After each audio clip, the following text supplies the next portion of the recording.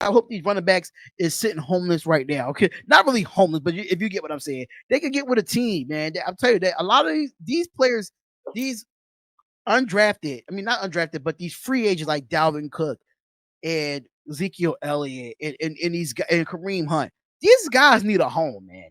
They can bring value to so many 32 teams in the NFL. I don't think they asking to break the bank. They just want to play football at this point.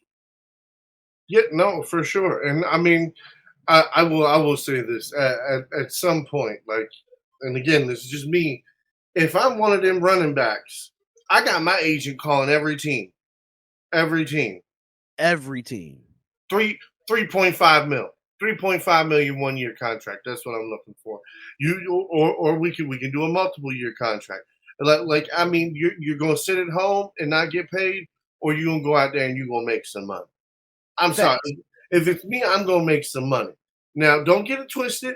Do I believe they have to push and they need to fight for more money for the running back position? Absolutely. But here's my thing. Okay, not every Tom, Dick, and Henry is gonna get a good contract. It's Right. just not gonna happen. But should the top guys get paid top dollar? Absolutely. Especially if you produce on a All I'm consistent saying is basis. Absolutely.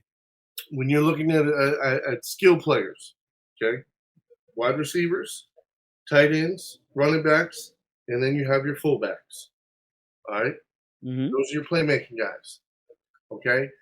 All four of these guys should be making similar money when you're talking about production.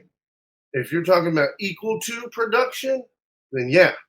Yeah. I feel it. If you got a wide receiver that's getting 1,200 yards for 2 years consistent and then turns around and signs a $20 million a year contract, right?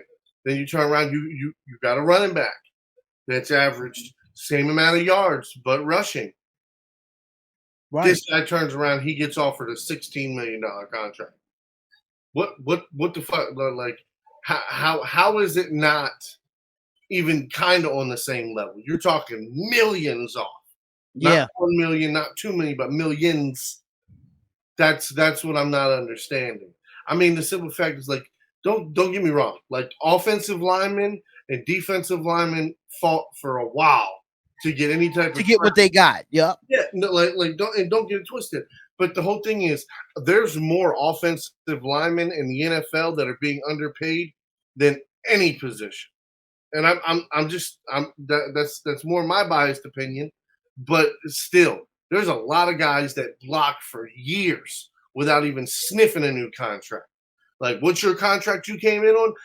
How many linemen do you hear about every year getting their contract restructured? Not many. Not Not many. many. If you didn't play up to the top five in your position, if you didn't get super notarized for what you did, man, ain't no pay bump. You're gonna play out your contract, and then you can fight for a bigger contract next time. But no, and a lot of times it's the same thing for defensive linemen too. I'm not talking about edge rushers. I'm not talking about pass rushers. I'm just talking about pure defensive linemen, defensive tackles, defensive ends. Hmm. Those guys too. Like for a long time, they couldn't get past the $10 million range. Yeah. And then I think one guy got 13 million, and then the next guy like 13.7 million, and then it slowly started to climb in the late 2000s. And you see that it started to set a standard like we're putting this production, we giving you these pressures, these sacks, these tackles, we being very effective on a consistent basis. It's time to start paying. That's why you saw that number go higher and higher and higher every Oh, single year. let me just put this to you, okay? Prime Nadamakan Sue was making around $13 million a year. Yeah, I believe it.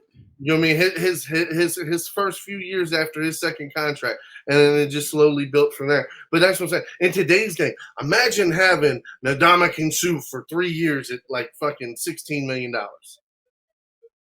Are you kidding me? Are you kidding me? That would be the steal of the NFL. It definitely would be the steal of Just the like NFL. I mean, and I think this is what really overhyped Kirk Cousins is because Washington kept franchise tagging him and Right. franchise tagging him, and it was just like his value built so high just because of that. Because now, well, he was making 36 million on the franchise tag. So when the team has to come sign him, they was going to pay him more. And what did they do? The Vikings came and paid him more. Yep. So They had to pay them more what the franchise tag was offering. yeah, no, I mean, and that's what I'm saying. When you sit there and you spread all the money out and you look at all the money there is, it's I don't know. It's kind of ridiculous to say like you can 20 million to 30 million. Like that right there should be your upper echelon players. I think some of the quarterback money has gotten so out of fucking hand, which is another reason why the running back position keeps getting looked down upon. And one thing I can say, I could commend Aaron Rodgers for taking a pay cut that he took. That's what, because he was getting paid in Green Bay, and they reconstructed his contract in New York, and he took a major pay cut than what he was getting paid in Green Bay.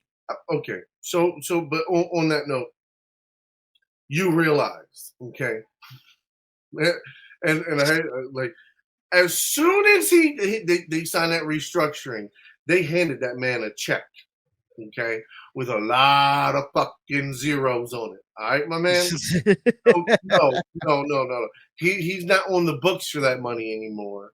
It's not going to be on the books. The owner took care of that. That's why I That's tried the signing bonus that he did. That he exactly. got. It's just like the signing bonus. Once you get that signing bonus don't count against the cap.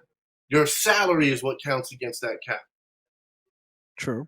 Now, if they have it structured in certain ways, it can be structured as the salary bonus can be added into your contract, so that's part of your salary because of different clauses you have in your contract.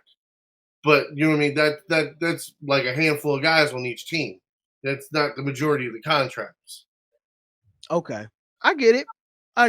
So when I'm you still got trying to big get it. money, I'm still trying to learn the contract thing. I've been reading up on it, learning how the contracts work in the NFL.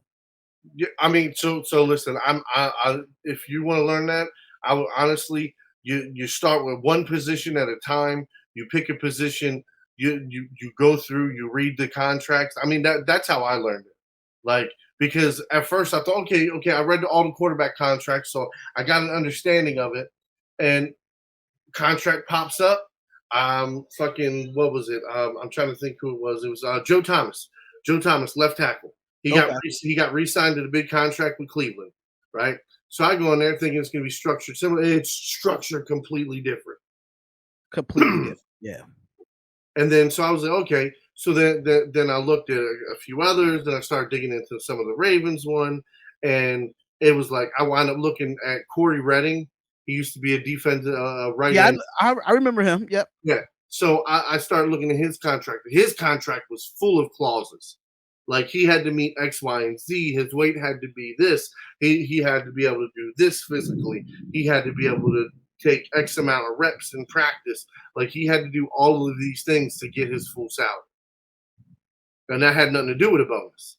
So that's what I'm saying. Like they can pick and choose how they want to tie up a contract.